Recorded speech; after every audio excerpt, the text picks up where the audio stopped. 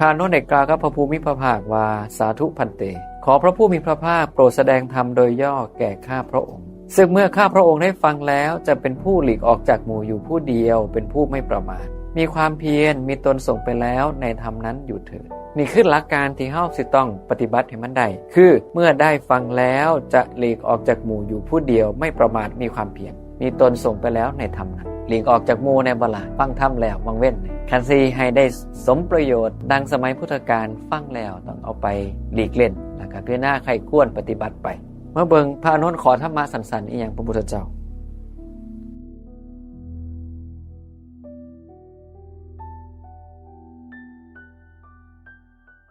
ผู้ใดมีขออัดขอธรรม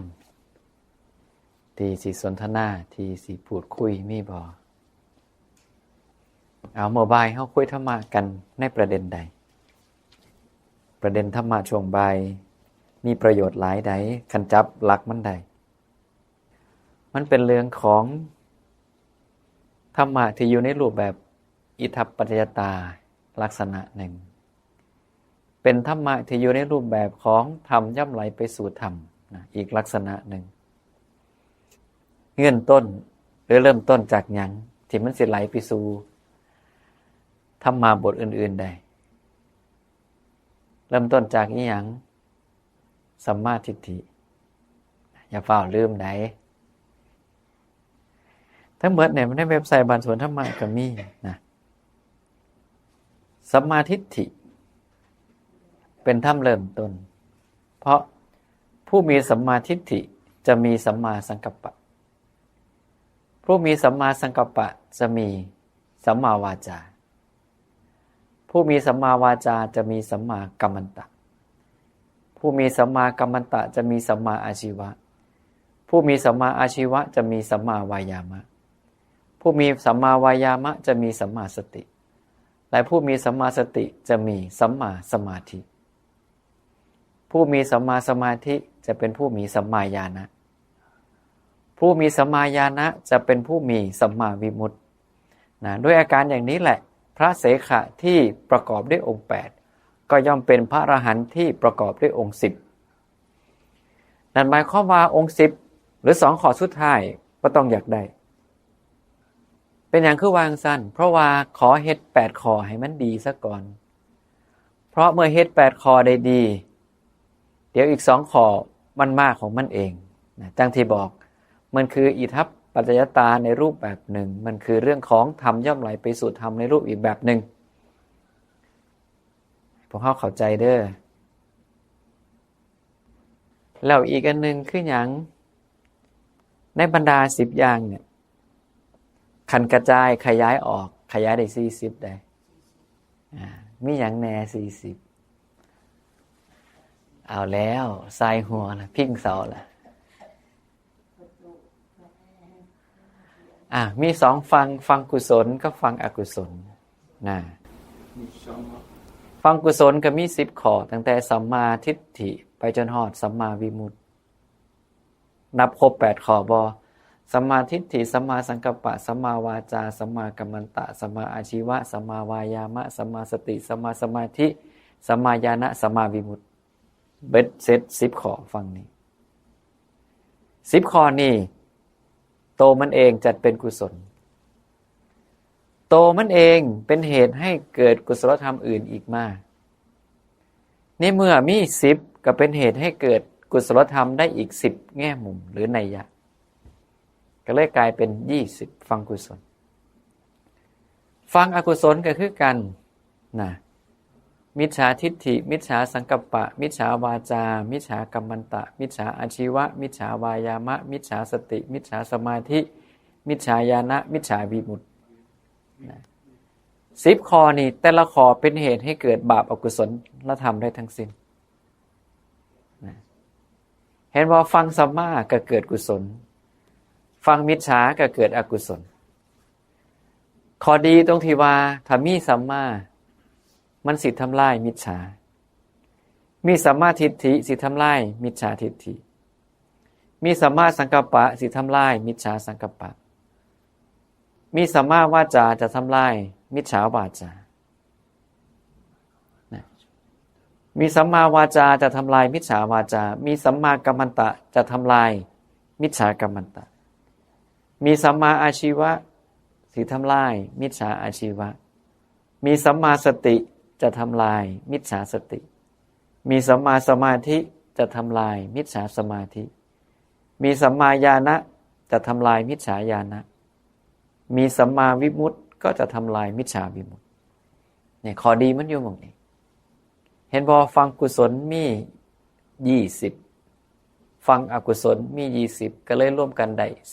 40เป็นที่มาของสื่อพระสูตรธรรมปริยาย40ข้อมันเป็นครูของมันเลยเห็นนะแล้วในนี้ก็มีแต่อิทัปปัจจยตาปฏิจจสมุปบาทได้เห็นนะสัมมาทิฏฐิเป็นเหตุให้เกิดกุศลเห็นว่าเมื่ออันนี้มีอันนี้ก็มีสัมมาทิฏฐิทำลายมิจฉาทิฏฐิเนี่ยแล้วมิจฉาทิฏฐิถูกทำลายบาปอกุศลที่เกิดขึ้นเพราะมันก็ถูกทำลายไปนะเห็นไหมเมื่อสิ่งนี้ไม่มีสิ่งนี้ก็ย่อมไม่มีเมื่อสิ่งนี้ดับสิ่งนี้ก็ดับจะเห็นเลยว่าธรรมะของพระภูมิพระภาคล้วนแต่สามารถสงเคราะห์ได้ในเรื่องของอิทัปปัจจยตาเมื่อเฮาสิพิจารณาใครควรทำกับพยายามพิจารณากลับเข้ามาหาปฏิจจสมุปบาทหรืออิทัปปัจจยตานี่ล่ะเพราะอิทัปปัจจยตากับปฏิจจสมุปบาทมันก็เป็นเรื่องเดียวกันแต่คนละรายละเอียดก็จังปฏิจจสมุปบาทที่เฮาท่องเห็นดอย่อมกระทำในใจเป็นอย่างดีซึ่งปฏิจจสมุปบาทนั่นเทียวดังนี้ว่าเมื่อสิ่งนี้มีสิ่งนี้ย่อมมีเพราะความเกิดขึ้นแห่งสิ่งนี้สิ่งนี้จึงเกิดขึ้นเมื่อสิ่งนี้ไม่มีสิ่งนี้ย่อมไม่มีเพราะความดับไปแห่งสิ่งนี้สิ่งนี้จึงดับไปเห็นบ่ปฏิจจสมุปบาทเริ่มต้นด้วยก้อนนี้ได้แก่สิ่งเหล่านี้คือต่อไปคือเป็นการลงรายละเอียดอธิบายแล้วสิ่งนี้กับสิ่งนี้เนี่ยมันคืออีหยังถึงบอกว่าสุดท้ายก็ต้องวนกลับมาหาอิทัปปัจจตาวนกลับมาหาปฏิจจสมุปบาทที่เป็นของหลักการไหนบ่แม่นรายละเอียดสังเกตบ่พระสูตรเรื่องนี่บ่ได้บอกถึงอวิชชาบ่ได้ถึงวิญญาณนามรูปอย่างเลยแต่บอกว่าขันมีอันนี้สิเกิดอันนี้นะขันมีอันนี้สิทำลายอันนี้เมื่ออันนี้ถูกทำลายอันนี้ก็สิถูกทำลายไปด้วยนะนี่แหละคือรายละเอียดที่ต่างกันออกไปผู้ใดบ่ทันก็ต้องกลับไปทบทวนไหนเพราะว่าหลักการนี่คันเข้าใจเฮาสิบ่ยากกับการเฟ้นหาธรรมะเพื่อเอาไปปฏิบัติพอเฮารู้หลักการแล้วว่าอ๋อมันเฮ็ดจังซี่ก็ได้ต่อไปก็เลือกปฏิบัติเอาเรื่องนี้เป็นเรื่องยากนะแต่ว่ายากเฮาก็บ่จำรายละเอียดทั้งเบิดก็ได้จำแต่ธรรมอันเป็นเหตุ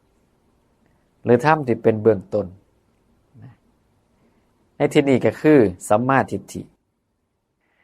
จำสัมมาทิฏฐิใดจับสัมมาทิฏฐิใดกับปฏิบัติอยู่ในสัมมาทิฏฐินี่แล้วเดี๋ยวที่เหลือมันก็ตามของมันมาเองถูกต้องหรือไม่แม่นดอเพราะสัมมาทิฏฐิเป็นธรรมนำหน้า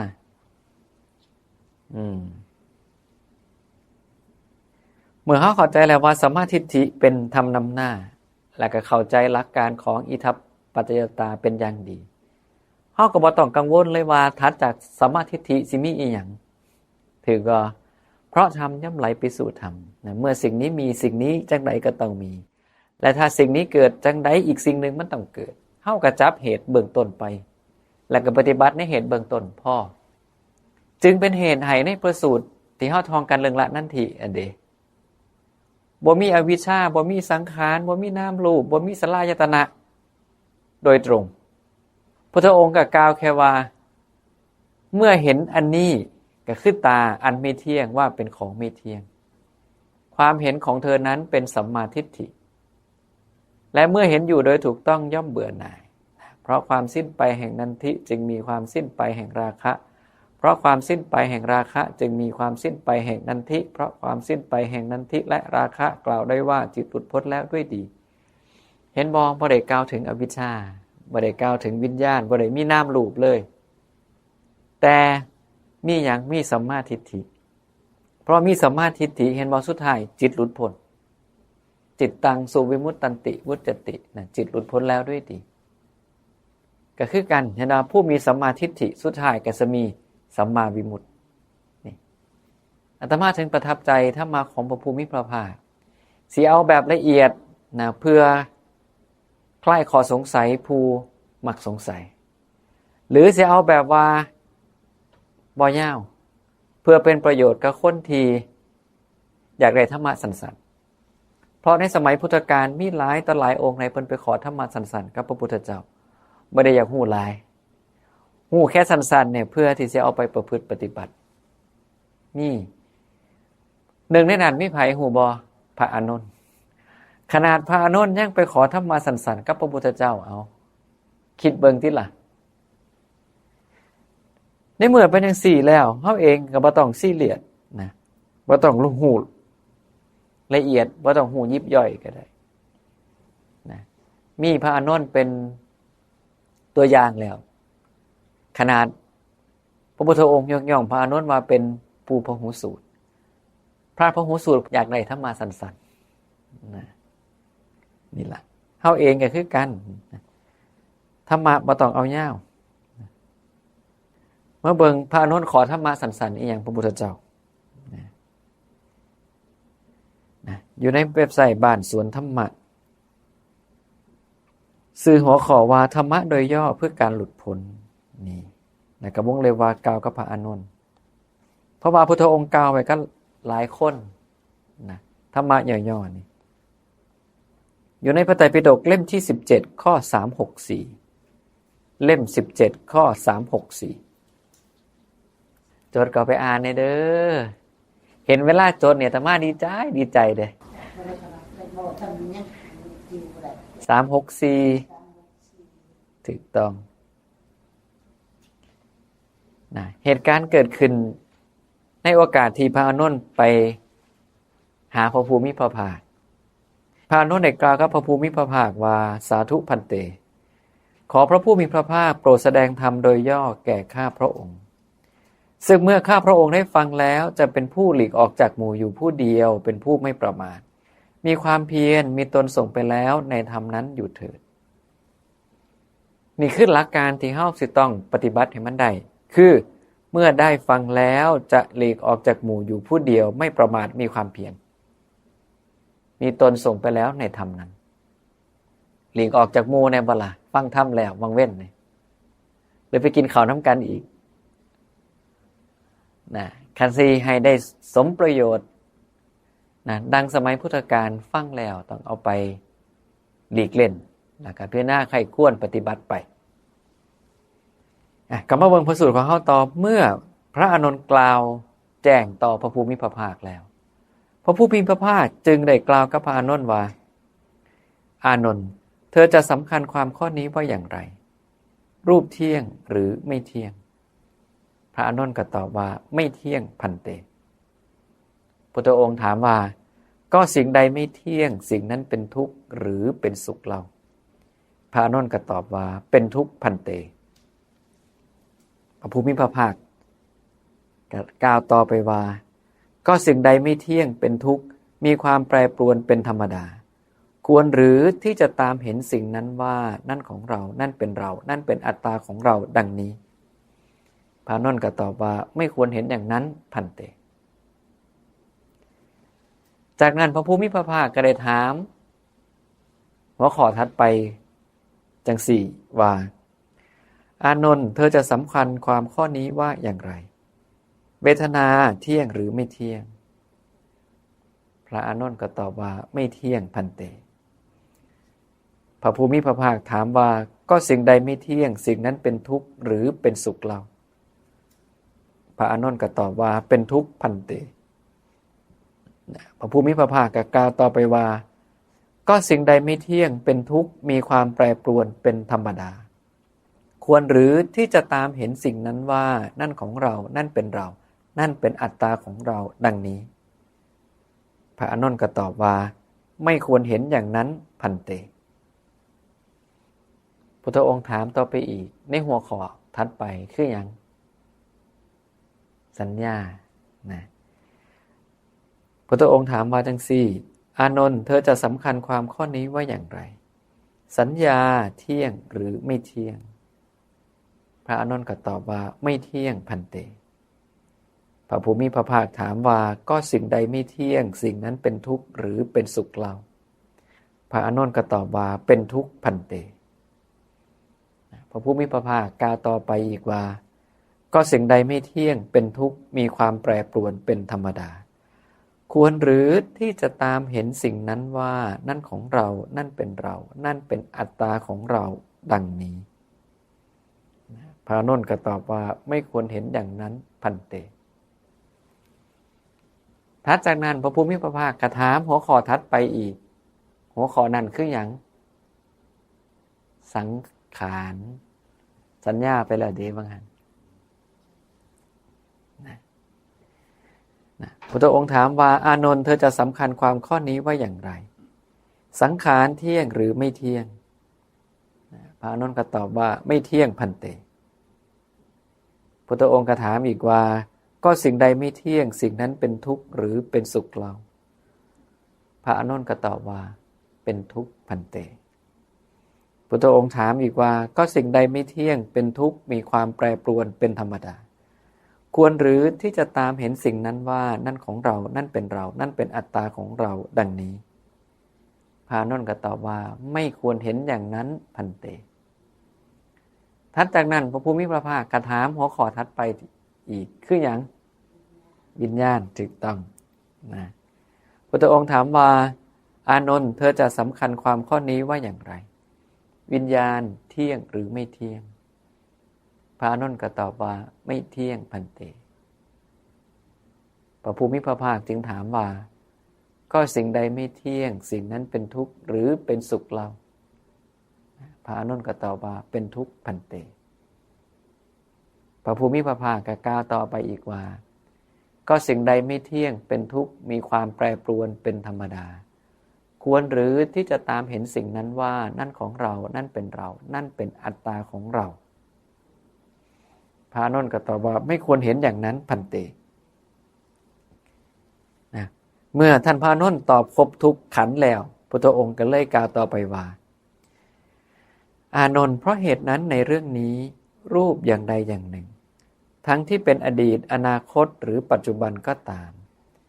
อันมีภายในหรือภายนอกก็ตามหยาบหรือละเอียดก็ตามเลวหรือประณีตก็ตามมีในที่ใกล้หรือไกลก็ตามรูปทั้งหมดนั้นเธอพึงเห็นด้วยปัญญาอันถูกต้องตามความเป็นจริงอย่างนี้ว่านั่นไม่ใช่ของเรานั่นไม่ใช่เป็นเรานั่นไม่ใช่อัตตาของเราเวทนาอย่างใดอย่างหนึ่งทั้งที่เป็นอดีตอนาคตหรือปัจจุบันก็ตามอันเป็นภายในหรือภายนอกก็ตามหยาบหรือละเอียดก็ตามเลวหรือประณีตก็ตามมีในที่ไกลหรือใกล้ก็ตามเวทนาทั้งหมดนั้นเธอพึงเห็นด้วยปัญญาอันถูกต้องตามความเป็นจริงอย่างนี้ว่านั่นไม่ใช่ของเรานั่นไม่ใช่เป็นเรานั่นไม่ใช่อัตตาของเราสัญญาอย่างใดอย่างหนึ่งทั้งที่เป็นอดีตอนาคตหรือปัจจุบันก็ตามเป็นภายในหรือภายนอกก็ตามหยาบหรือละเอียดก็ตามเลวหรือประณีตก็ตามมีในที่ไกลหรือใกล้ก็ตามสัญญาทั้งหมดนั้นเธอพึงเห็นด้วยปัญญาอันถูกต้องตามความเป็นจริงอย่างนี้ว่านั่นไม่ใช่ของเรานั่นไม่ใช่เป็นเรานั่นไม่ใช่อัตตาของเราสังขารอย่างใดอย่างหนึ่งทั้งที่เป็นอดีตอนาคตหรือปัจจุบันก็ตามเป็นภายในหรือภายนอกก็ตามหยาบหรือละเอียดก็ตามเลวหรือประณีตก็ตามมีอยู่ในที่ไกลหรือใกล้ก็ตามสังขารทั้งหมดนั้นเธอพึงเห็นด้วยปัญญาอันถูกต้องตามความเป็นจริงอย่างนี้ว่านั่นไม่ใช่ของเรานั่นไม่ใช่เป็นเรานั่นไม่ใช่อัตตาของเราวิญญาณอย่างใดอย่างหนึ่งทั้งที่เป็นอดีตอนาคตหรือปัจจุบันก็ตามเป็นภายในหรือภายนอกก็ตาม หยาบหรือละเอียดก็ตามเลวหรือประณีตก็ตามมีอยู่ในที่ไกลหรือใกล้ก็ตามวิญญาณทั้งหมดนั้นเธอพึงเห็นด้วยปัญญาอันถูกต้องตามความเป็นจริงอย่างนี้ว่านั่นไม่ใช่ของเรานั่นไม่ใช่เป็นเรานั่นไม่ใช่อัตตาของเราอานนท์อริยสาวกผู้ได้ฟังแล้วเห็นอยู่อย่างนี้ย่อมเบื่อหน่ายแม้ในรูปย่อมเบื่อหน่ายแม้ในเวทนาย่อมเบื่อหน่ายแม้ในสัญญาย่อมเบื่อหน่ายแม้ในสังขารย่อมเบื่อหน่ายแม้ในวิญญาณเมื่อเบื่อหน่ายย่อมคลายความพอใจเพราะคลายความพอใจย่อมหลุดพ้นเมื่อหลุดพ้นแล้วก็ย่อมมีญาณอย่างรู้ว่าหลุดพ้นแล้วเธอย่อมรู้ชัดว่าชาติสิ้นแล้วพรหมจรรย์อยู่จบแล้วกิจที่ควรทำได้ทำเสร็จแล้วกิจอื่นที่จะต้องทำเพื่อความเป็นอย่างนี้ไม่ได้มีอีกดังนี้ถ้ามาสั่นๆอีหลีพอถึง10 นาทีซ้ำนะประมาณ6 นาทีเท่านั้นเองอันนี้อ่านจบพระสูตรเต็มเลยได้เนี่ยถึงบอกว่าแม้กระทั่งพระอานนท์ก็ยังไปขอธรรมะสั่นๆและเมื่อพระภูมิพระภาคให้ธรรมะให้โอวาทกับเป็นเรื่องของอุปทานขันธ์ห้าเป็นเรื่องของรูปเวทนาสัญญาสังขารวิญญาณโดยให้ไปเห็นตามความเป็นจริงให้ได้เริ่มตั้งแต่เที่ยงหรือบ่เที่ยงเป็นทุกข์หรือเป็นสุขและสิ่งใดบ่เที่ยงเป็นทุกข์มีความแปรปรวนเป็นธรรมดาก็ควรเห็นว่านั่นไม่ใช่ของเรานั่นไม่ใช่เป็นเรานั่นไม่ใช่อัตตาของเรา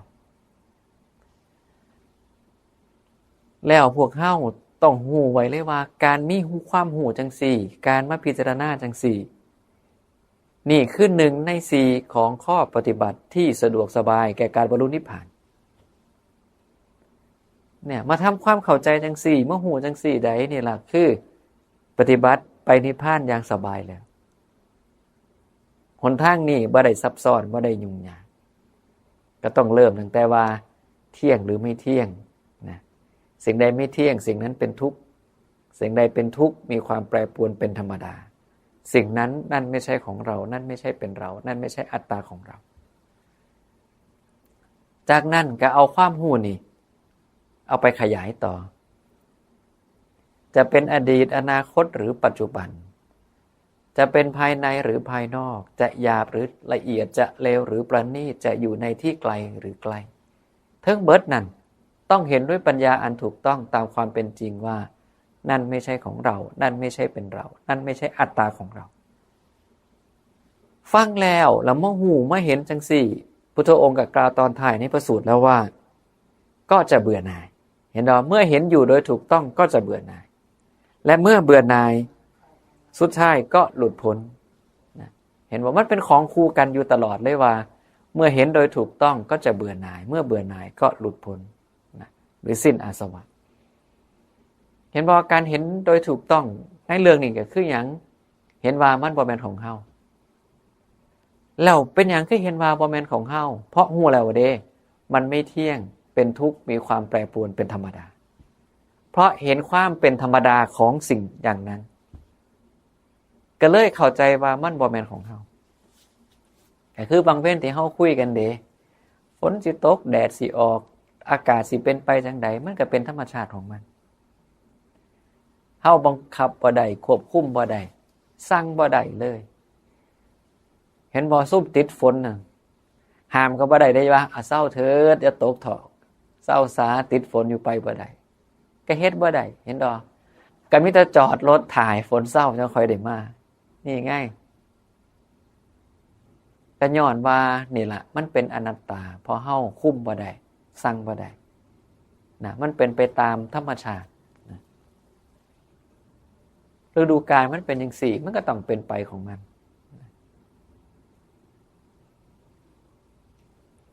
เฮ็ดจังใดเฮาสิมีปัญญาเห็นอยู่จังซี่เรื่อยๆนะเห็นความบ่เที่ยงของมันเห็นความเป็นทุกข์แปรปรวนเป็นอย่างอื่นของมันจนกระทั่งเข้าใจว่าโอ้มันบ่แม่นของเฮาอีหลีเด้นี่มันเป็นไปตามสภาพธรรมดาของมันตามที่มันควรสิเป็นนะมื้อดีก็ดีแม่นบ่ร่างกายเฮามื้อบ่ดีก็โอ้ยใจมันยาก เวลาป่วยอยากให้มันเศร้าไวๆมันก็บ่เศร้านะบ่อยากให้มันป่วยถึงเวลามันก็ป่วยมีเหตุมีปัจจัยมามันก็ป่วยมันก็เป็นไปตามธรรมดาอย่างนั้นแหละอยากให้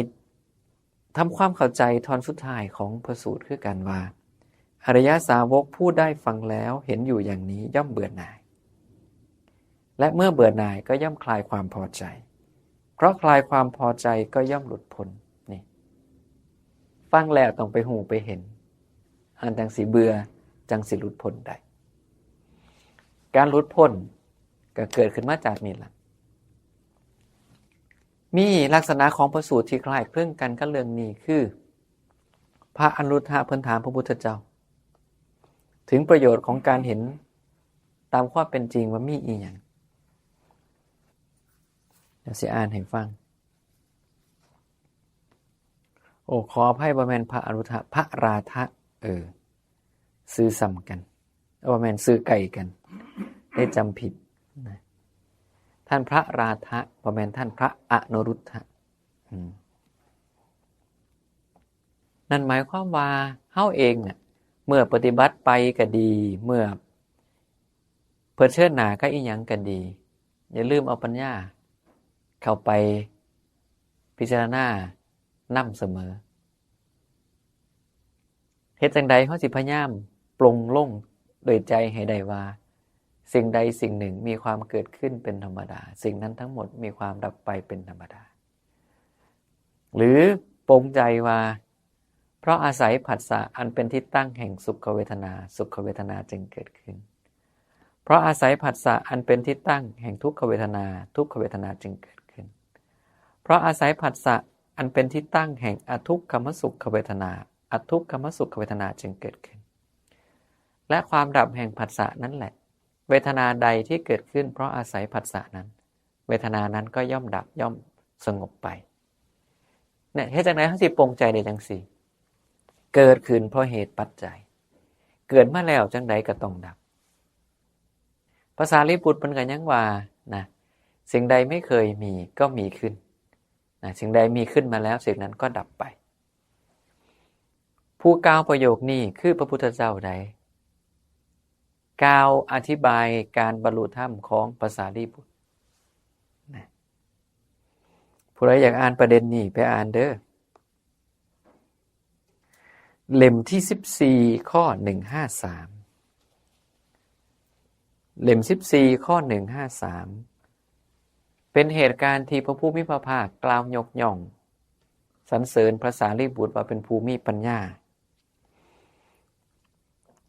และก็ระบุเลยว่าพระสารีบุตรใส่เวลาแค่ครึ่งเดือนเท่านั้นก็ได้เป็นพระอรหันต์และการบรรลุความเป็นพระอรหันต์ของพระสารีบุตรบ่ได้อันนั้นใดบ่ได้ซับซ้อนใดคือเวลาพระสารีบุตรเพิ่นเฮ็ดสมาธิได้แต่ละขันแล้วอีหยังสิเกิดขึ้นในสมาธิก็ตามเพิ่นก็เห็นความเกิดความดับของมันเฮาเอามาเป็นตัวอย่างได้เลยว่าเวลาเฮาเฮ็ดอีหยังก็ตามอาจสิภาวนาบ่หรือว่าใช้ชีวิตไปตามปกติบ่มีสติคอยสังเกตเจ้าของเบิ่งว่าอันใดบ่เคยมีก็มีขึ้นอันที่มีอยู่มันก็หายไปหรือมีขึ้นมาแล้วมันก็หายไปหายไปแล้วมันก็มีอันใหม่โผล่ขึ้นมาแล้วก็หายไปใหม่แล้วก็มีอันใหม่วนเข้ามาอีก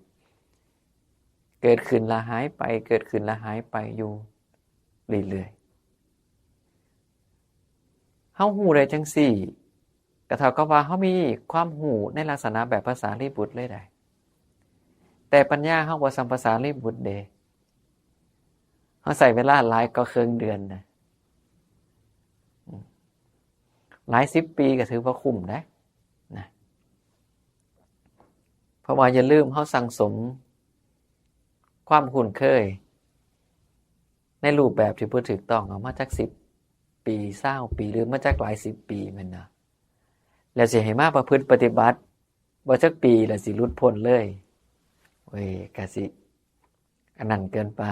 นะใจร้อนเกินไป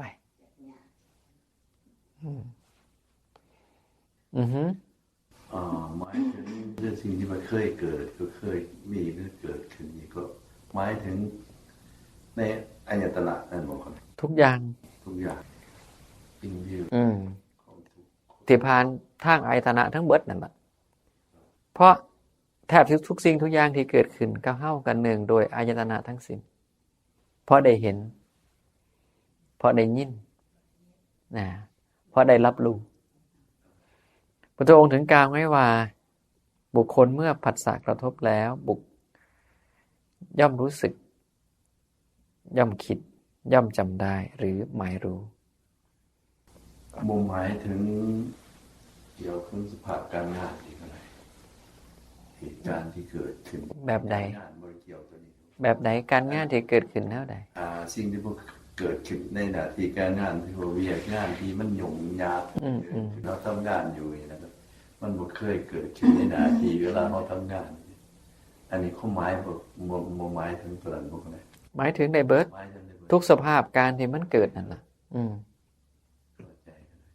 เพราะธรรมะมันเป็นเรื่องของ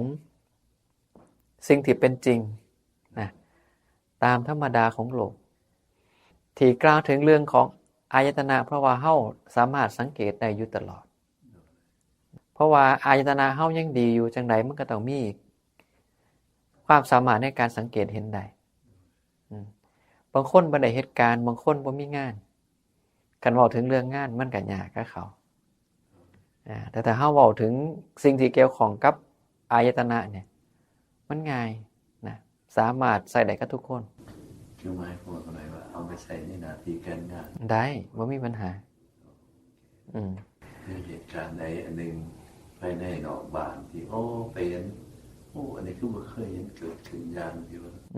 มาเกิดขึ้นสมัยทำงานอาตมายังเคยเลยประชุมทีมสุดท้ายก็เอาหลักธรรมะไปใส่แต่บ่บอกว่านี่คือธรรมะเป็นหลักการของแบบว่านักวิชาการเขาบอกคือเวลามีปัญหาเกิดขึ้นในหน่วยงานเขาให้พิจารณาหาสาเหตุของปัญหาว่าเกิดจากหยังเกิดจากบุคคลเกิดจากการสื่อสารเกิดจากเครื่องมือเกิดจากสภาพแวดล้อมแล้วก็ไล่มาแล้วก็มาเบิ่งว่าเหตุอันใดที่เฮาจัดการได้ก็ลงมือจัดการเหตุอันใดเฮาจัดการบ่ได้ก็ต้องส่งเรื่องต่อให้ผู้ที่เขาเกี่ยวข้องเนี่ยมันคืออิทัปปัจจตามันคือปฏิจจสมุปบาทคักๆเลยแหละเรื่องที่เธอพิจารณาถึงการใส่ปัญญาเพิ่มเข้าไป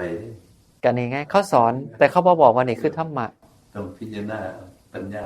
ก็ต้องสาวหาสาเหตุกันว่าเนี่ยเวลามีอุบัติเขาเอิ้นว่าอุบัติการณ์นะเกิดขึ้นในที่ทำงานแล้วจังเส้นนะอยู่ดีๆคนไข้ที่เอามาเนี่ยประสบอุบัติเหตุอยู่ดีๆก็เอาเลือดออกนะก็ต้องไปเบิ่งว่าเลือดออกนี่มาจากหยังหาให้พอว่าเป็นมาตั้งแต่ก่อนลงมานี่หรือเพิ่งว่าเป็นอยู่นี่คันเป็นอยู่นี่เกิดจากเขาเฮ็ดอีหยังผู้ใดเป็นคนรับผิดชอบนะไล่ไปจังซั่นได้ไดสาวไปเลยแล้วก็เลยมีการประชุมอยู่รอบหนึ่งก็เห็นเลยว่าปัญหาที่เกิดขึ้นในห้องฉุกเฉินใน ER นะญาติกับทีมพยาบาลผิดกันเพราะหยังส่งผู้ป่วยเข้ามาแล้วซุ่มพยาบาลซุ่มหมอก็ให้นอนซื่อๆญาติพี่น้องกับญาติเนาะตกใจกับสงสัยคือให้นอนซื่อๆคือบ่รักษาคือบ่ฉีดยาบ่จังซั่นจังซี่นะก็โวยวายกันไปปัญหาคือบ่ได้อธิบายซุ่มหมอซุ่มพยาบาลบ่ได้อธิบายว่าคนไข้อาการจังซี่มันสามารถเป็นโรค1 2 3 4ได้แล้วก็อาการที่เป็นมันบ่รุนแรงแห้งให้นอนสังเกตอาการก่อนแต่ในระหว่างนี้เดี๋ยวสิเอาเลือดไปเจาะอันนั้นไปเจาะเดี๋ยวรอผลก่อนให้ได้ฮู้แท้ๆซะก่อนจังค่อยรักษาบ่ซั่นแล้วให้ยามั่วซั่วมันอันตรายหลายกว่าดีเนี่ยซึ่งประโยคนี้มันบ่มี ก็เห็นนอนอยู่ซื่อๆเนาะเสียจังไดแล้วก็โวยวายติซุ่มพยาบาลซุ่มหมอกับบ่มักญาติคนไข้มาวุ่นวายในห้องนะเป็นเรื่องเป็นล่าวเขาเขียนหนังสือร้องเรียนได้ก็เลยเห็นโอ้นี่ไงคันฮู้ว่าสาเหตุของปัญหาคือการสื่อสารมันบ่รอบคอบแล้วก็บ่ครบถ้วน ก็เลยเป็นเหตุให้เกิดปัญหาขึ้นก็เลยต้องมีพวกอาตมาสมัยเฮ็ดงานต่อมาก็ต้องอธิบายได้ว่าสิเฮ็ดอีหยังสังเกตดูผู้ใดไปหาหมอเมืองไทยเดี๋ยวนี้เขาสิบอกทุกขั้นตอนว่าสิเฮ็ดอีหยังเพราะว่ามันบ่ได้เป็นกันอยู่โรงพยาบาลเดียวมันเป็นกันอยู่หลายโรงพยาบาลที่บ่มีการสื่อสารช่วงหลังอาตมาไปเจาะเลือดเนาะเขาก็ยังบอกว่าต่อไปเดี๋ยวจะเจาะเลือดตรวจนะพุ่นน่ะบอกพร้อมแล้วแล้วก็เอาอันนี้มาเซตแล้วก็ฉีดเข้าไปสมัยตะกี้เนาะพอเฮาไปนั่งปุ๊บเขาก็บอกว่ายื่นแขนมาก็ปึ๊บเจาะปึ๊บดึงปั๊บบ่ทันได้ตั้งโตซ้ำนะเคยเป็นบ่หาหมอยุคแรกๆนะเขาบ่อธิบายอยู่นี่บ่เป็นจะบอกก่อน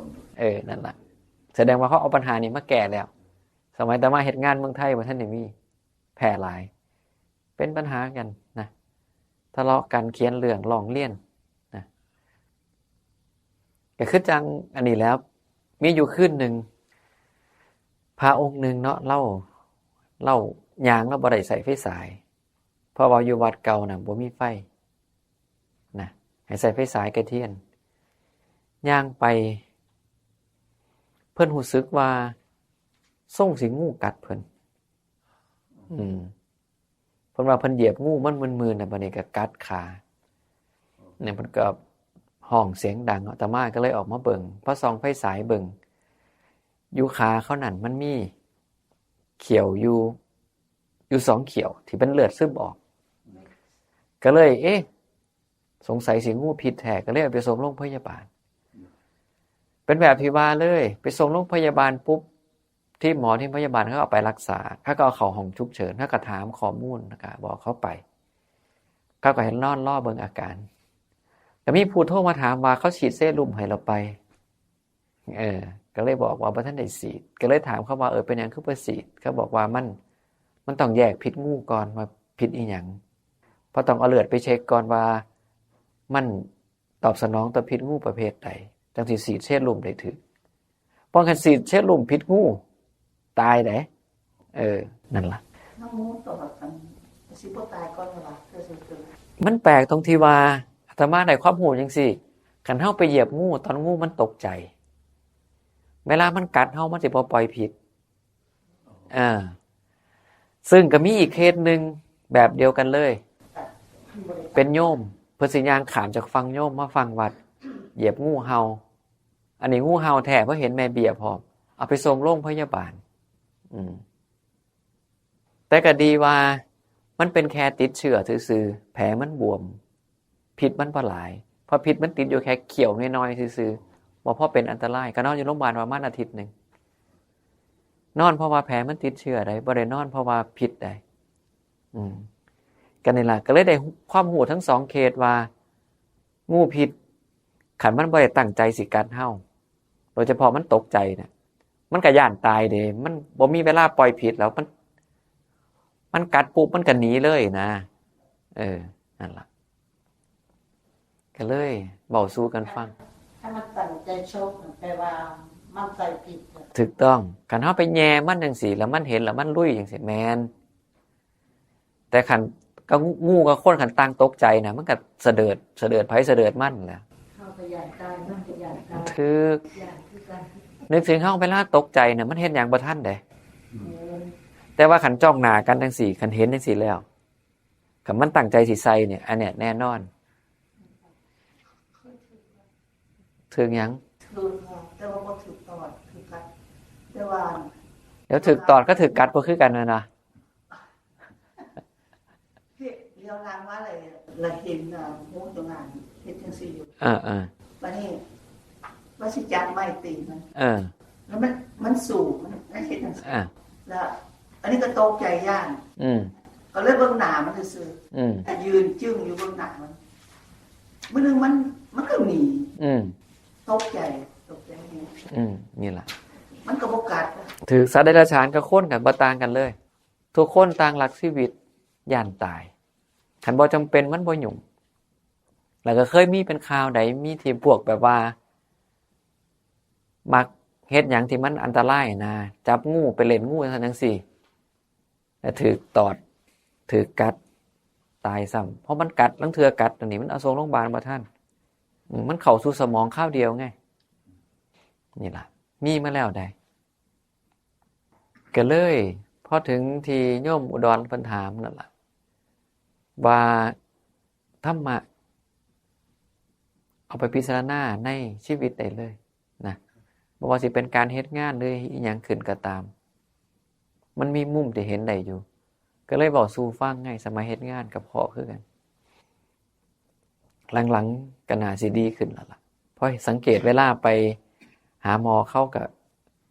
ทุกอย่างนะบอกอธิบายทุกขั้นตอนนะกลับมาพระสูตรที่ข้างเอาไว้นะที่พระราธาถามพระพุทธเจ้าว่าราธะเพราะเหตุนั้นแหละเธอจงพิจารณาเห็นวิญญาณว่าเป็นมาร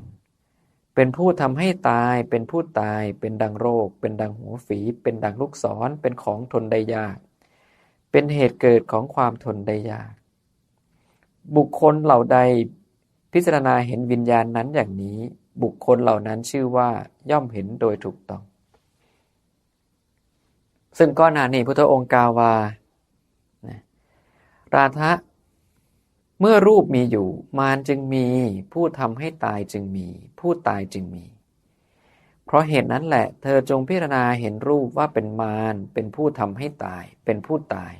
เป็นดังโรคเป็นดังหัวฝีเป็นดังลูกศรเป็นของทนได้ยากเป็นเหตุเกิดของความทนได้ยากบุคคลเหล่าใดพิจารณาเห็นรูปนั้นอย่างนี้บุคคลเหล่านั้นชื่อว่าย่อมเห็นโดยถูกต้องนี่ก็เป็นวิธีการเห็นโดยถูกต้องอีกแบบหนึ่งเมื่อเวทนามีอยู่มารจึงมีผู้ทำให้ตายจึงมีผู้ตายจึงมีเพราะเหตุนั้นแหละเธอจงพิจารณาเห็นรูปว่าเป็นมารเป็นผู้ทำให้ตายเป็นผู้ตายเป็นดังโรคเป็นดังหัวฝีเป็นดังลูกศรเป็นของทนได้ยากเป็นเหตุเกิดของความทนได้ยากบุคคลเหล่าใดพิจารณาเห็น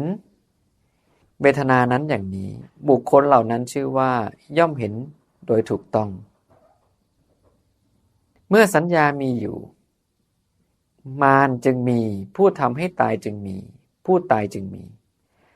เพราะเหตุนั้นแหละเธอจงพิจารณาเห็นสัญญาว่าเป็นมารเป็นผู้ทำให้ตายเป็นผู้ตายเป็นดังโรคเป็นดังหัวฝีเป็นดังลูกศรเป็นของทนได้ยากเป็นเหตุเกิดของความทนได้ยากบุคคลเหล่าใดพิจารณาเห็นสัญญานั้นอย่างนี้บุคคลเหล่านั้นชื่อว่าย่อมเห็นโดยถูกต้องเมื่อสังขารมีอยู่มารจึงมีผู้ทำให้ตายจึงมีผู้ตายจึงมีเพราะเหตุนั้นแหละเธอจงพิจารณาเห็นสังขารว่าเป็นมารเป็นผู้ทำให้ตายเป็นผู้ตายเป็นดังโรคเป็นดังหัวฝีเป็นดังลูกศรเป็นของทนได้ยากเป็นเหตุเกิดของความทนได้ยากบุคคลเหล่าใดพิจารณาเห็นสังขารนั้นอย่างนี้บุคคลเหล่านั้นชื่อว่าย่อมเห็นโดยถูกต้องและอันสุดท้ายก็จงพิจารณาเห็นวิญญาณว่าเป็นมารเมื่อวิญญาณมีอยู่มารจึงมีผู้ทำให้ตายจึงมีผู้ตายจึงมีเพราะเหตุนั้นแหละเธอจงพิจารณาเห็นวิญญาณว่าเป็นมารสรุปแล้วมารเวลาเขาสิสนใจเรื่องนี้บ่ต้องไปสนใจว่าม่านเป็นสิ่งมีชีวิตประเภทใด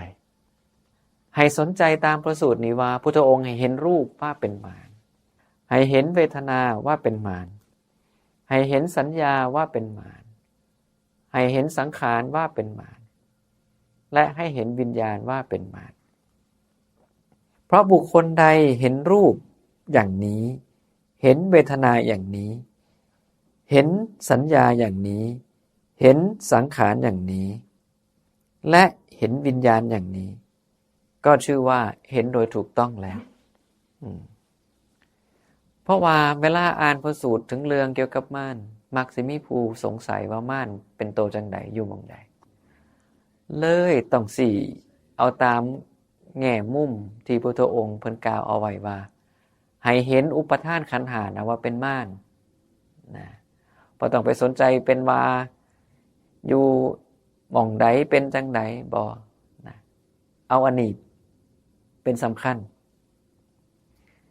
นะเมื่อพระพุทธองค์กล่าวว่าการเห็นจังซี่เป็นการเห็นโดยถูกต้องพระราชาก็ถามว่าพันเตก็การเห็นโดยถูกต้องมีประโยชน์อย่างไรพระพุทธองค์ก็เลยตอบว่าการเห็นโดยถูกต้องมีประโยชน์เพื่อความเบื่อหน่ายพระราชาเพิ่นก็ถามว่าความเบื่อหน่ายมีประโยชน์อย่างไรพระผู้มีพระภาคก็ตอบว่าความเบื่อหน่ายมีประโยชน์เพื่อคลายความพอใจพระราชาก็ถามอีกว่าพันเตก็การคลายความพอใจมีประโยชน์อย่างไรพุทธองค์ก็ตอบว่าการคลายความพอใจมีประโยชน์เพื่อหลุดพ้นพระราชาก็ถามอีกว่าพันเตก็ความหลุดพ้นมีประโยชน์อย่างไรพระภูมิพระภาคก็ตอบว่าความหลุดพ้นมีประโยชน์เพื่อนิพพานสังเกตว่านี่ก็อิทัปปัจจยตาหรือปฏิจจสมุปบาทอย่างหนึ่งเลยการเห็นจังสี่ซึ่งว่าเห็นโดยถูกต้องเมื่อเห็นโดยถูกต้องก็เบื่อหน่ายกับคลายความพอใจเพราะคลายความพอใจก็หลุดพ้นเมื่อหลุดพ้นนั่นแหละคือบรรลุนิพพานธรรมย่อมไหลไปสู่ธรรมจังสี่คือกันนะแล้วมีพระองค์หนึ่งเพิ่นมาถามพระพุทธเจ้าเด้นะเรื่องเกิดขึ้นว่าครั้งนั้นภิกษุรูปหนึ่งเข้าไปเฝ้าพระผู้มีพระภาคถึงที่ประทับอภิวาทพระผู้มีพระภาคแล้วก็นั่งในที่สมควรแล้วก็แจ้งกับพระผู้มีพระภาคว่าสาธุพันเตขอพระผู้มีพระภาคโปรดแสดงธรรมโดยย่อแก่ข้าพระองค์ซึ่งเมื่อข้าพระองค์ได้ฟังแล้วจะเป็นผู้หลีกออกจากหมู่อยู่ผู้เดียวเป็นผู้ไม่ประมาทมีความเพียรมีตนส่งไปแล้วในธรรมนั้นอยู่เถิดนี่ก็เป็นอีกตัวอย่างหนึ่งว่าขอธรรมะสั้นๆพุทธองค์ก็ตอบว่าภิกษุเมื่อบุคคลยังยินดีอยู่ย่อมถูกมารผูกมัดไว้เมื่อไม่ยินดีย่อมหลุดพ้นจากมารจบละสั้นเนาะ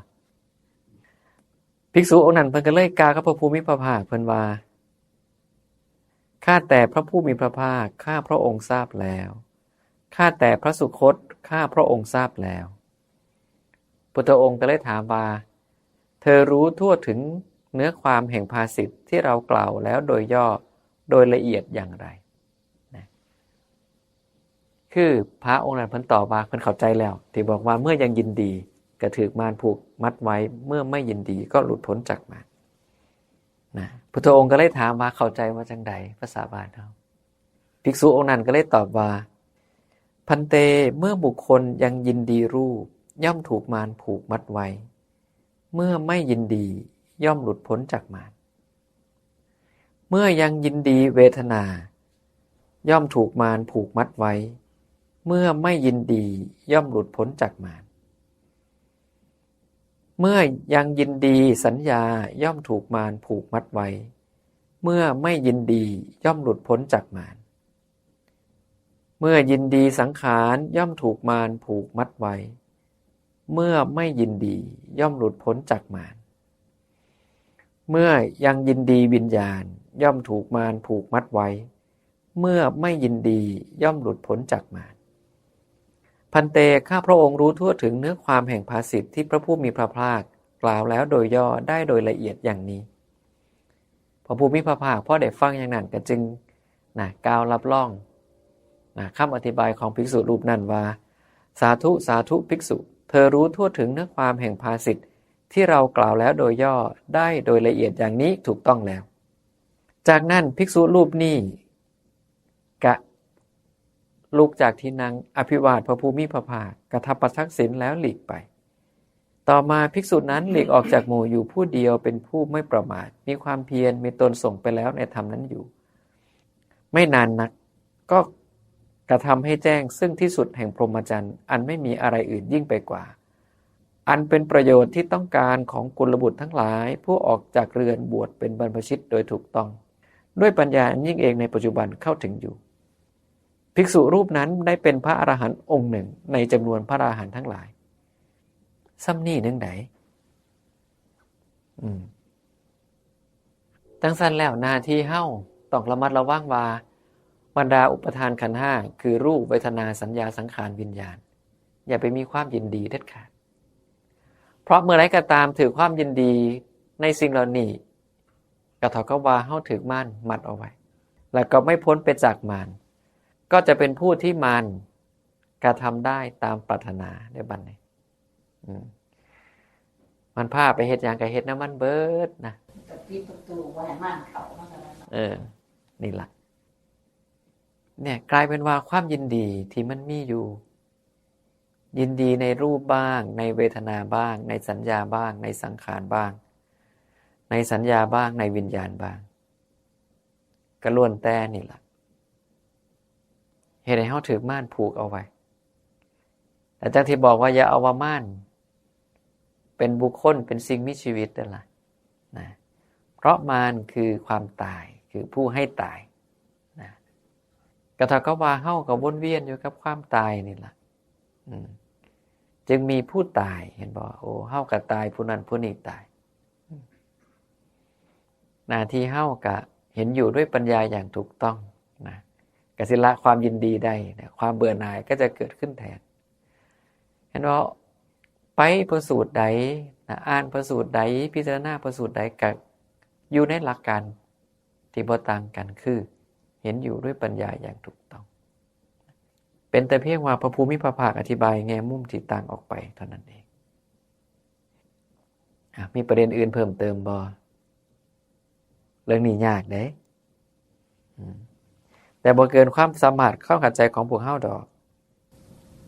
รู้ไหมคือประเด็นเมื่อวานนี่คือปฏิมเป็นกล่าวถึงว่าเขาปฏิบัติในอุปทานขันธ์ห้าว่าคือว่ามันที่เพิ่นเรียนมาแล้วครับว่ามันสับสนในการปฏิบัติจังซี่และเพิ่นเชื่อคือเอาแบบที่พระสูตรของพระอนุรุทธะหรือพระอานนท์หรือพระราธะนี่บ่มีพระราธะกับพระอานนท์ที่เจตนาของเอื้อยมันสิอยากปฏิบัติในผู้แบบนี้เป็นสันๆอยู่หลักๆคือขันเพียรพยายามปฏิบัติเอาปัญญาเขาไม่เห็นตามความเป็นจริงในอุปทานขันธ์ห้ามันก็พอเพื่อที่จะหลุดพ้นนะหลักการคือเห็นด้วยปัญญาตามที่เป็นจริงให้ถูกต้องซึ่งเขาจะเห็นกับอีหยังก็ค่อยว่ากันผู้ใดศึกษาอุปทานขันธ์ห้ามาแล้วก็เอามาเห็นในอุปทานขันธ์ห้าผู้ใดส่องกระจกซุมือกันอีกแล้วมาพิจารณาในเรื่องของรูปติล่ะในเรื่องของกายไปติล่ะเห็นดอกว่ามันแล้วแต่เฮาสิใส่นะขึ้นอยู่กับว่าแต่ละคนถนัดแบบใดแล้วโยมได้เลือกอันใดถ้าผลเพิ่นเลือกได้อุปทานขันธ์ห้าอันนี้เลือกอันใดคิดว่าจะไปทางเดียวกันกับเอื้อยอยากเลือกอันนี้แสดงว่าท่านได้เลือกตัวสันยังบ่ทันได้เลือกบุ๋ยฟังพระสูตรมาหลายแล้วนะพระเตอธิบายมานี่คือว่าโอ้อันสั้นๆนี่จะให้ได้บรรลุได้คือกันบ่จะคิดว่าจะเลือกเอาประธานขันธ์ห้านี่ปฏิบัติได้เบิดมันบ่ยาวปานใดครับแต่ว่าเอาใส่ปัญญาพิจารณาในทางนี้หลายปีแล้วได้เฮาอยู่นำกันนี่บ่ทันได้เลือกอีกนะมันสิทันอยู่บ่น้อยเขาว่าใหม่นี่พวกเอื้อยเป็นไม่จังไดปี24เฮาก็พอกันไปนี่ปี26แล้วเด้นี่พวกเพิ่นเรียนก่อนน้อยอีกบ่แล้ว26เขาก็ยังได้นั่งฟังธรรมนำกันอยู่เนาะเข้าเพิ่นเตหยัง2-3ปีนั่นแหละเตหยังผู้เพิ่นอยู่นี่เพิ่นเกสมบ่แม่นสมัยหรืออาจารย์บุญเน่าหรืออาจารย์โคล่ะบุญเน่าเพิ่นก็เพิ่นได้รับฟังในแบบนี้หลายๆกว่าเขาน้อยมีพื้นฐานมาแล้วสิหลายสิหน่อยบ่ได้เกี่ยวแล้วบางหันคืออินทรีย์นี่นะมันก็อินทรีย์ในแทงตลอดคือตัวสำคัญ มีหลายกับบ่เข้าใจก็คือเก่า แม่น ปฏิบัติก็คือเก่าตัวสำคัญ เพราะการเห็นอย่างถูกต้องที่พระสงฆ์ที่พระเตโมองค์จริงสัมมาทิฏฐิอันเดียวเท่านั้นรุดพ้นแม่นแต่ว่าท่านเฮาเข้าใจแท้งตลอดแต่ปฏิบัติให้ได้แท้ๆแม่นอันอื่นที่เรียนมาบ่ไกลหลายนั่นก็คือเก่ากลับมานี่คือเก่าใช่แต่ว่าต้องเอาขันธ์5เป็นตัวยืนที่ว่าเฮาจะเอาไปพิจารณาในซุ่มนี้ทั้งหมด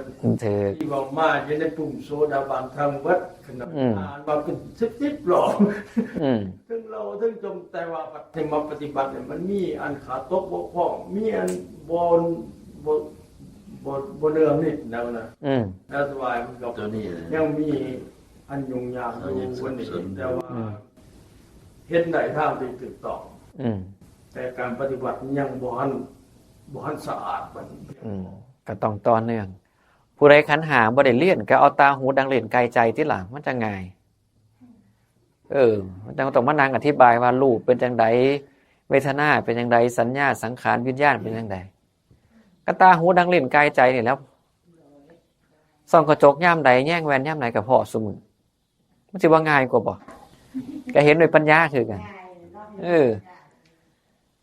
ขันธ์5 3วิธี7ประการละเอียดถูกต้องแต่ว่ามันแกยังปฏิบัตินี่ที่มันหามันใหญ่มันจะใส่วิธีใดมันสิได้รุดหาวิธีใดสิวิเวกก็สิได้ตั้งใจใส่ปฏิบัติเข้มงวดก็ตั้งใจแต่ว่าไปผู้นึงเลยก็อ่อนลงมาคือเก่าแล้วมันวิริยะบ่เพียงพอว่าอินทรีย์บ่เพียงพอว่าขณะกับพยายามพิจารณาตัวเองตั้งใจนี่ขอให้อยู่ได้ระยะสมควรต้องบ่เรียกอ่ะอันนั้นอันนี้อันนั้นมันบ่ได้ทุกอิริยาบถเหตุปัจจัยมันหลายอย่างเวลาปฏิบัติคิดอยู่เวลาอย่างไปที่นั่นแน่มันไปมีภาษาอื่นน่ะก็เลยความพิจารณาเนี่ยโดยบ่ได้ถึง 100% ที่ว่าเจตนาตั้งไว้มันก็เลยเฮ็ดให้ว่ายังบ่ทันได้สมบูรณ์เท่าใดบ่ได้สมบูรณ์ว่าเฮาแท้งไปถึงตลอดได้เพราะว่า1เฮาก็เป็นได้นำช่วยหัดเข้าไปเวียกงานเยอะภาษามันเกิดขึ้นง่ายไว้มันจับต้องง่ายไว้ที่สุดบางเทื่อเมื่อจะเลื่อนจากสร้างไปมาธรรมะจังซี่กรรมบ้านก็มีแนวอะไรนึงจะเกิดขึ้นโดยที่ว่าบ่เคยมีมาก่อนบ่เคยได้คิดจังซี่นะมาบวชติล่ะพิจารณามาบวชติล่ะนั่นแหละก็ได้ก็บอกมาบวชติล่ะจังสิได้ตัดประเด็นว่าค่านั่นค่านี่ออกไปเอาลูกเต้าใหญ่เบิดได้ล่ะใหญ่เบิดลูกหลานก็บ่มีถูกต้องเป็นไปได้คือคนทัญญาคนทัญญาใครที่เลยแก่แล้วเคยบวชก็บ่เกี่ยวแล้วหม่องหั่นอย่าไปดูถูกเจ้าของติพุทธองค์ยังบอกว่าสติปัฏฐานทั้ง4อันเจริญกระทำให้มากแล้วอย่างนี้ได้ผลภายใน7มื้อพุ่นเด้สู่เอาเด้อลองเบิ่งบ่เอาจัก3เดือนลองเบิ่งสิได้มีเหตุผลหยังอีกบ่ว่าสิบ่ได้เฮ็ดบ่ได้ว่างบ่ได้นั่นแล้วอยู่บ้านก็มีผู้เฮ็ดอยู่เฮ็ดกินน่ะเด้อล่ะบ่ได้ยากเด้ยากเจ้าของนี่แล้วบัดนี้ตัดสินใจตัวนี้มีปัญหาตัวนี้บ่ได้แล้วไปยินดีแนะนำอยู่ก็เลยแต่ว่าอินซี่นี่ยังบ่ว่าจริงๆเลยแหละขนาดยังบ่ทันถึงพุทธธรรมในเรื่องการปฏิบัติขนาดคิดว่าเฉพาะตนเองเขายังบ่ทันถึงได้คันเอาถึงได้นี่คือพันเตวาเข้าไปบวชผู้ลางคนก็ต้องสู่เอาแล้วลงมันยันอันนี้ระหว่างนั้นโอ้ยคันยังลงมันมันพระโสดาบันแล้วบ่ต้องบวชแล้วจังซั่นนะมาปฏิบัติเพื่อให้มันเห็นโดยปัญญาล่ะศรัทธามันถึงสิมั่นคงคันเฮาบ่เห็นโดยปัญญาศรัทธามันบ่มั่นได้เพราะต่อไปผู้ใดเข้าว่าหยังดีเฮาก็สิไหลไปตามเขาเพราะเฮาบ่ได้เห็นโดยตัวเจ้าของ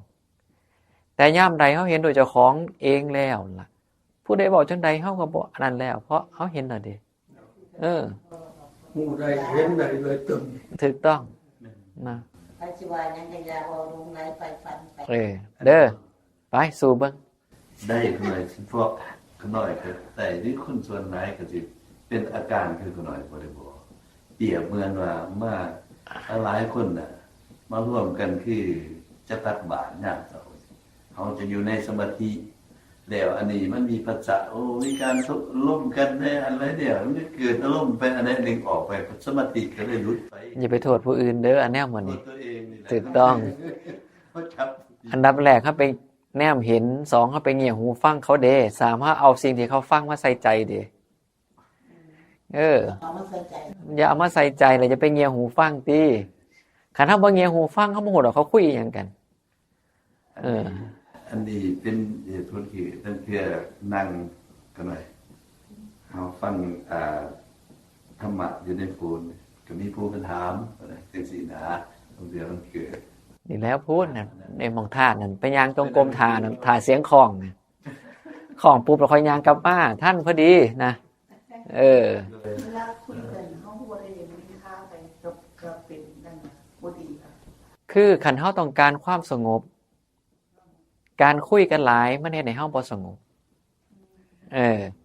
คือประเด็นของพอออกอุดรเรามีปัญหาเรื่อง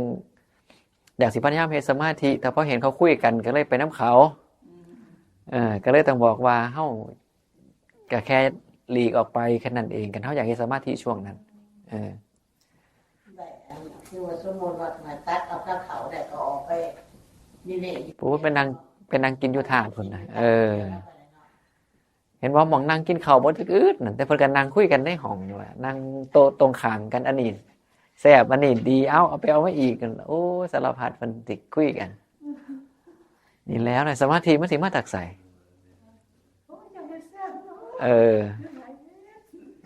นะ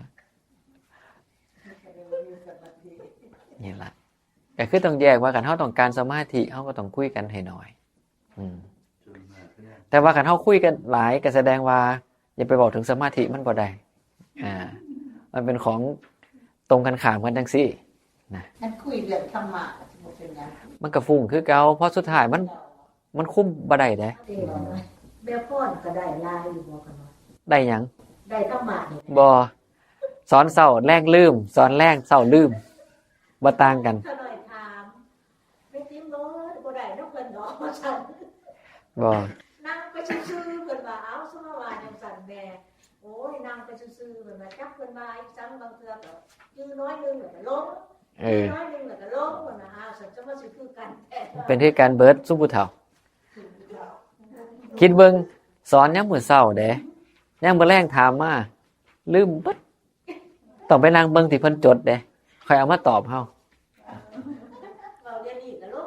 ถูกต้อง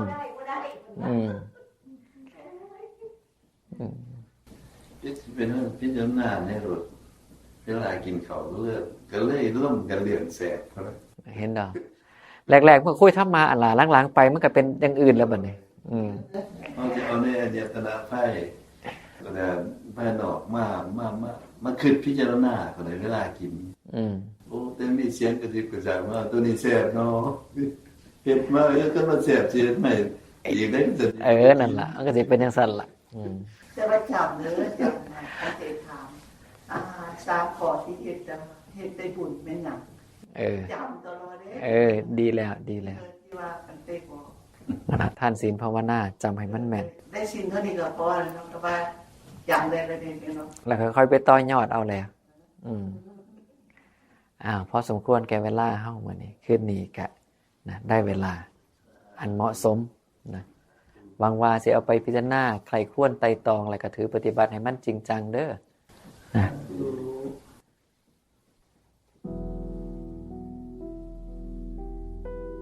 อะระหังสัมมาสัมพุทโธภะคะวาพุทธังภะคะวันตังอะภิวาเทมิสวากขาโตภะคะวะตาธัมโมธัมมังนะมัสสามิสุปฏิปันโน